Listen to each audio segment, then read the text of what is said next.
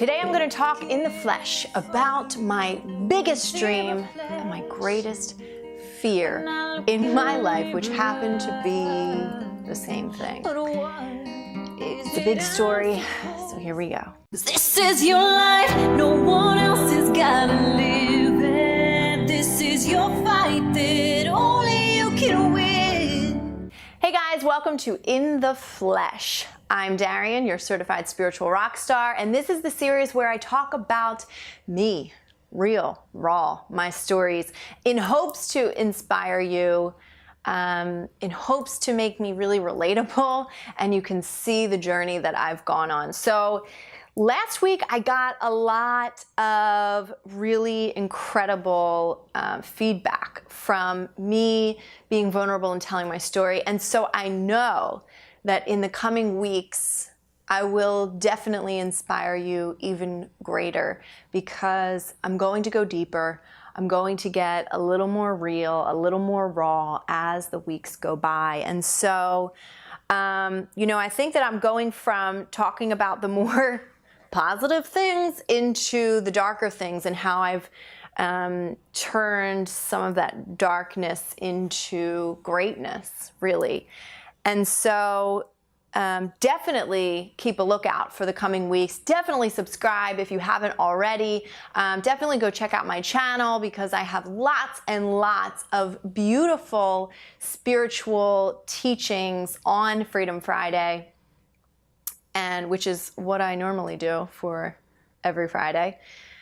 But just for the next couple weeks, I'm doing the In the Flesh series. I am also releasing music every single week, and you can download the songs. So at the end of this, you'll get a little snippet, or you can go right to the song. I am going to be doing different, two separate videos so that you don't have to go through all the talking to be able to watch the video, and you can download the song on my website. So all that stuff's in the description. So today I want to talk about my biggest dream and my greatest fear. And my biggest dream my entire life has been to be a big famous singer, songwriter, and a big inspiration to the world. And that's always been a dream of mine, but it's also been my greatest fear.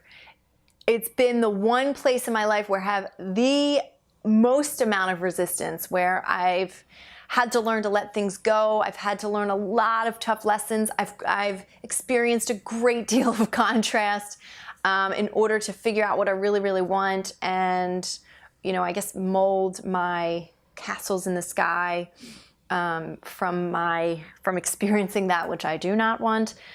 So I think that this is a really inspirational story. It's just about, what do they call it? The hero's journey, right? Where you go through a lot of shit. So I want to start from the beginning. It won't be as long, hopefully, as last week's video was, so I'm going to try to make it quick and inspirational as I can. So I started singing, my mother says, out the womb. She says, ever since I was 2 weeks old, I was singing. And for as long as I can remember, singing and expressing myself musically, and it just has always been a dream of mine. It's always been a passion of mine. And I think that growing up, I'm the youngest of three. I grew up in the ghetto, being hammered in that we were poor. People weren't really making it out of the ghetto unless you made it into the NBA or you got a music career. That's really like how you make it out of the ghetto. There weren't, I don't think anybody at the time had like graduated from college or, we grew up in the hood. And so I was just like, I just remember always being this really, really like magical child. I loved the theater, and I loved to sing, and I loved to wear these big poofy dresses and just spin around. And I just was in La La Land, I guess. I just had this vigor for life, this zest for life, and I saw the magic in life. I wasn't in this musical family. I wasn't raised in this place where my dreams and passions could be, sowed and seeded and watered and and nurtured. You know, I mean, I was told to shut up a lot by my older siblings and developed this like fear, like just outright fear of singing. I experienced the pain of like, to me, it felt painful when I was like, la, like spreading my light and shining, and I felt magical, and then somebody was like, shut the hell up. And I was like, oh God. And the more that happened, I think I was like, I don't ever want to feel this again. I don't ever want to feel this. I felt like, okay, I need to shut up. Don't shine too bright. Don't shine too bright. You know, don't show that. Don't show that. And you know, I don't think that my family knew that they were doing that. You know, my mom put me in dance class, and I went to a lot of theaters, and I saw a lot of that. I don't think that my family really recognized how impactful that was for me, and how much it really like hindered me. But I think also that experiencing that great deal of contrast, I think that it taught me a lot. So I just had this like unreasonable fear. Nobody understood it, and I just understood it as, you know, don't shine too bright because you're gonna get cut down real quick. I did have creative outlets in other ways. Like I said, my mom put me in dancing. I excelled in dancing. That was such a beautiful passion of mine as well. I loved the beauty of becoming one with music, of moving your body and using your body as an art form. So I became a competitive dancer. I was chosen to become a competitive dancer, and I went all over the region, was competing against other kids my age, and I was winning all kinds of trophies. I was definitely always like on stage and performing and things like that, but the singing, that was a no-go for me. I was not doing that in public, but I still had the dream. I still dreamed every day of like winning a Grammy. I still told my Grammy speech in the mirror. So I remember I started writing music when I was 9. Actually, I started writing poems when I was 9, and that's when writing became such a passion of mine. And that's also around the time, I think I was 11 when I started my parents got divorced, and I started kind of going into my depression, and that was a way for me to express myself. When I was 17 was the first time I think I did something with my music, my voice. And coincidentally, I actually started writing, or not writing, but singing rap hooks for artists, for rappers. That didn't really last long, didn't really go anywhere. And I was just kind of like recording music in random people's basements that never went anywhere, I never did anything with. And then I started getting really into like more rock music. You know, music was this thing that just came naturally to me. Like I wouldn't play for a while, and then all of a sudden, like I would just kind of start dabbling with my dad's piano in his house, and then all of a sudden I wrote a song. And like nobody ever taught me how to play piano. I didn't know how to play piano. I just like could push a button that made a sound happen, and then all of a sudden I could write a song. I was writing a song, and I could sing to something, and I just like I felt connected to that. That made me feel, honestly, like the music made me feel normal. When I hit my rock bottom and I decided to turn my life around, I did a few things all at once. Within the period of like 3 months, I quit drinking, I quit smoking cigarettes, I became celibate and promised to become celibate until I fell in love, and stayed single for a while as well. And then I bought my first guitar. And then I started doing probably one of the most magical things I could have ever done, because here I am today, is I started my first YouTube channel. I started the Darienne Tube music channel. And I did my first song. I think I did Paramore, which I was probably not playing the right chords at the time. In the business of misery, let's take it from the top. She's got a body like an hourglass, is ticking like a clock. So, of course, Paramore was like my favorite band at the time. And I learned how to play guitar on YouTube. I learned how to train my vocals on YouTube. I learned everything about being a musician pretty much on YouTube, other than my experience. And so from then on, I was playing out live. I was a starving artist, struggling. I would play both covers and my own music, and really the money is around here in being a rock band. The money is being in a cover band, which to me started to get really unfulfilling. I played for a lot of charity events. I was scared to death every single solitary time I got up and played. I think that there was one time where I didn't play my guitar and I just sang Someone Like You by Adele. And I felt so free to not be stuck behind my guitar, because even though I love my instruments, don't get me wrong, I love the fact that I can use them as tools to write music. My truth is that I'm a singer. And so many people have been like, no, you got the guitar, that's your thing. And I'm like, no, that's not my fucking thing. My thing is the music, the lyrics, the singing, the expression of it. And I feel so much more free, and the connection between me and the audience. So I remember I sang this, and sometimes I just like visualize this memory just to go back to that feeling, because I was on the stage in this dark room and everybody's quiet. It was just me and my guitar player playing acoustic guitar, and I'm singing, I heard that you're down, and everybody's quiet. And then I hit the chorus, never mind, I'll find someone like you. And everybody starts freaking out. And they were just like, what? You know? And that to me felt like, I guess I felt seen, to be honest. I guess I felt like they were as in awe of my gift as I was. Because it was a beautiful thing to be able to do that, and to be able to hit those notes, and to be able to hit that oomph that you can't hit with words, or I can't even explain, that thing that you can't explain that only music can. The fact that I had that to be able to give to people and show to people, and it just was such a beautiful thing. And I felt so free in myself and not being stuck behind an instrument, to be honest.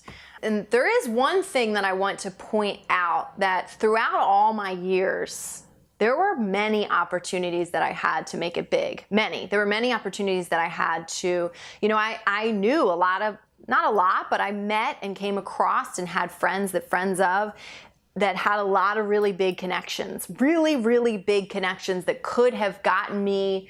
I mean, I could have been famous when I was a teenager. I could have got to that riches and fame from a very early age. But for me, the reason, I think there's a couple of reasons why I never went in that route back then. And one of them is fear.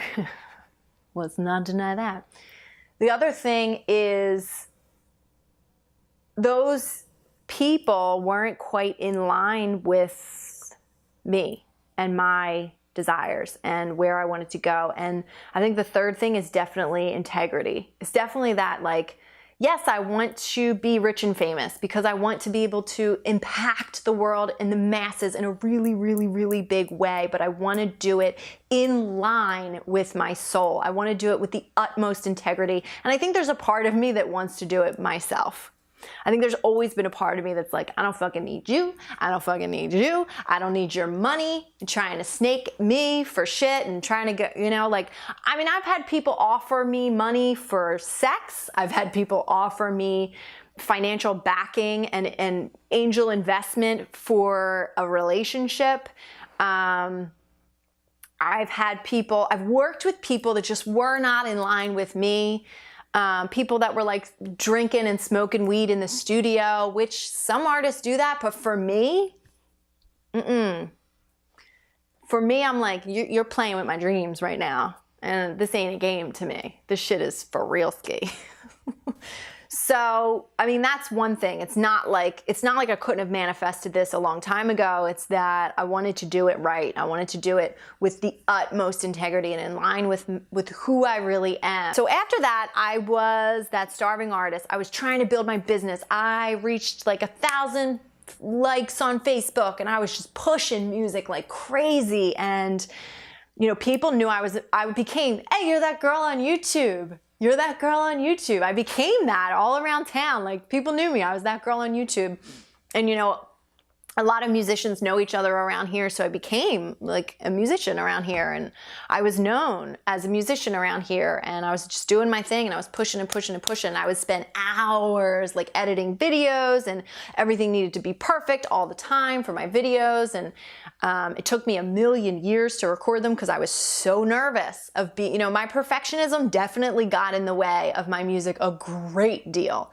Because I was so scared to step out there and be vulnerable. I was so scared to not be perfect. I was so scared that somebody was going to tell me that like I sang a note off pitch or out of key, or, you know, I didn't sound as good as I thought I sounded, or I needed to sound in order to matter. Like, I just was so fucking scared. And you know what it was that back then, even like 2 years ago, but not so much 2 years ago, but definitely back like 5 years ago, 4 years ago, 3 years ago, I needed validation from the outside world. I needed to know that the people liked my music. I needed to keep refreshing the fucking YouTube button to see how many hits I got, to see what the comments were, to see if people liked it, to see if, you know, I needed that because that gave me a sense of myself. It gave me a sense of worth, you know? And then I got to the point where I was feeling in the flow, I was chasing my dreams, and shit got a little too real for me. It got too good for me. I was getting too many people asking me to play. I was getting too many opportunities. It was moving too fast for me, and I was getting very fucking scared. And then also, I think that there was a pretty big part of me actually, that I started to feel really, really unfulfilled going to these bars and getting off the stage, having been background music, and having felt like people didn't really hear my message and people weren't like touched by my message, because that was what I wanted. I wanted to pierce your fucking soul. I want you to, I just want just like the stuff that you guys feel when you watch Freedom Friday. I want you to feel that when I get off of a stage, whether I'm singing music or I'm speaking. I just wanted that. And so, you know, I talked about that in my last video about how I wanted to start going into, you know, the spiritual stuff. So I found a relationship that would keep me really busy and distract me. I found a really, really toxic and difficult relationship, very deeply loving, but also deeply fucked up relationship that was going to distract me and also teach me a great deal, of course, but it was definitely a distraction for me, and I think I did it on purpose. And I was still trying to do the music. I was still doing the music, but it kind of started to move to the back burner a little bit. And then once I got pregnant with Meadow, and I was really, really succeeding a lot in my spiritual coaching stuff and my spiritual channel, it was almost like the music publicly faded away. And I also realized that there was so much fucking resistance in it. Like every time I would work 8 hours a fucking day. I'm not even kidding you. Like I worked at least 8 hours a day, working, swimming against the current, pushing against walls. And what I realize now, and it was one of the hardest things that I've ever had to do, but probably a really, really good choice, was I had to let it go. Because I do know, and I think it's Michelangelo that said, and it's not this exact quote, but I'm paraphrasing, that you have to walk away from your craft. You have to walk away from it to get a new vision, to be able to see it clearer when you come back to it, you know? And so I walked away from my craft.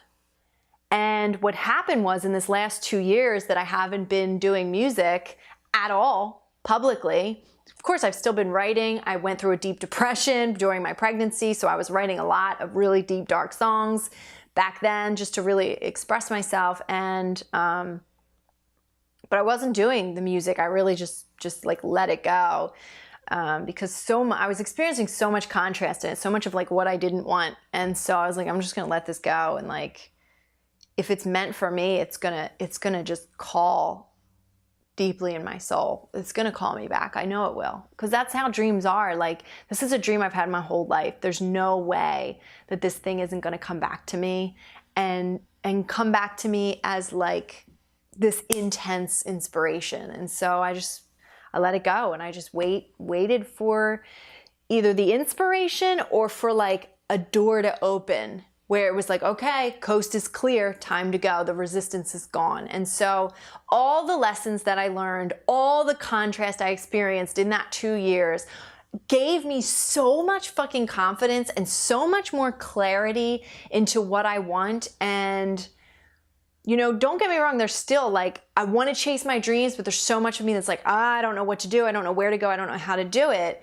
And so I'm having to now, I don't know why I'm going to start crying, but I'm having to now practice. Okay, I'm feeling resistance. I'm feeling that like, oh my God, how am I going to do all this? Like all these big dreams that I have, how am I going to accomplish all of these dreams? And so I'm having to remember that God's got me. And just, you know, it's funny because this is where I'm most human. This is where I'm most stuck in my shit. And sometimes you just got to let it all go and just say, okay, I'm just going to play this one song because I love it. And you have to continue to like remember why you're here and why you want to do this. And, you know, for me, like growing up and like, there's so many people in this field, in this like spirituality field that like a lot that are speaking to a lot of people that don't know what their passion is and don't know what their dreams are, what their purpose is. For me, I came out the womb knowing my purpose and my dreams. And so not experiencing them in my reality has haunted me my whole life. And so it's almost like this thing that's like, you got to do it. You got to be doing this. You got to be doing this. You got to be doing this. But then when I get there, there's like all these fears. So I'm still working through it, you know, and I have a feeling this is going to be something that I'm going to be working through my whole life. But the really most important thing about it is that, you know, your greatest dreams come with your greatest fears. Your biggest dreams come with your greatest fears. And because they're your biggest desires, and they come with duality, which is these deep fears. And so the thrill of it, I think, is exploring that. It's diving into that. It's leaping into that. And so I'm here. I have a lot to give. I have a lot of fucking music in me. I am not as scared as I used to be. I'll be completely honest. I feel a teensy bit scared, but I think I wouldn't even call it fear anymore. I would just call it vulnerability. But I think I came to the point, and I've had help with this because I have had some coaching myself and, you know, spoken to a lot of people. And I think that it's my duty to be a human being for you guys. Like, I may be a spiritual teacher, but I think it feels so fulfilling to me to say, yes, I am a spiritual being, but I'm also a fucking flawed human being. Maybe I'm not flawed. I wouldn't call myself flawed, but I'm perfectly imperfect, or I'm perfectly a hot ass motherfucking mess. Or whatever you want to call it. And just like molding those two together, it's just like molding my music and my spiritual coaching. You know, that's been a struggle for me. And I think so many of you have that struggle too, like molding two things together that don't really fucking make sense.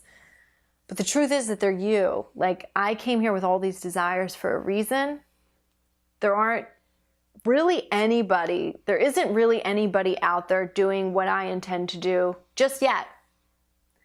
And that is, for me, like doing workshop concerts, singing my songs and speaking and spreading my message, and still being a spiritual coach, but also being a musician, and having those both be at the forefront. You know, I want to tour. I want to tour the fucking world. I want to bring my family with me. I want my girls to experience what it looks like for me to follow my dreams. I want to show them that. I want to be that example for them. I want to show them that they can do fucking anything that they want. I want to experience life and culture, and I want to just sprinkle my magic all around the globe. And I want to see the faces of the people I do it with. And I want to feel deeply connected to you guys. Like, I want to see you. I want to look you in the eye. I want to share this with you. I want to see you fucking weep your eyes out as I sing my music. And so I really tried to make this short, but I don't think that that works. So this is probably a really long video. But without further ado, I would like to introduce to you a beautiful song that I wrote. And I think I would like to dedicate this song to my mom, just because I think that if my mom hears it. It's called Little Girl, Big Dreams. And it's all about that my whole life I've been this big dreamer. And it really, hopefully it taps into that innocence within you. That we all have, that innocence that comes here with a dream, without any fears, without any qualms, and all the magic and hope in the world. And focusing on that and tapping into that, like, it just makes me feel magical to sing. And I just imagine, like, honestly, I imagine singing this song at like Dancing with the Stars while somebody's doing like this beautiful semi-ballet inspired rendition and just me and a piano or something. But it just reminds me of that. So it's beautiful. I want you to share it. Some of you guys are like asking, is it okay to share? Yes, please share. Like, I'm ready. I'm ready to step out to the world. I'm ready. So I can't do that without you. So if I inspire you, I want you to help me to spread my light. And I want you to share, you know, if you feel inspired, I want you to share that, please, because you're the only fucking way I'm going to get out to the world, really. You guys are my ticket out of here. All right, so I love you guys very much. I will see you next week for more In the Flesh stories. Please enjoy now a snippet of Little Girl, Big Dreams by yours truly. Mwah.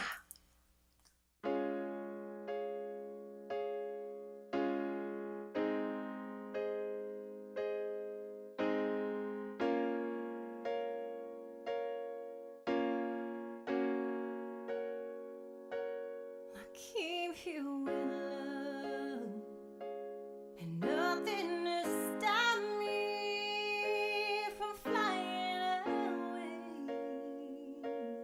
with all my great big dreams twirling in my favorite red dress. Nothing to do but dance and love who I am. I sing every chance I get.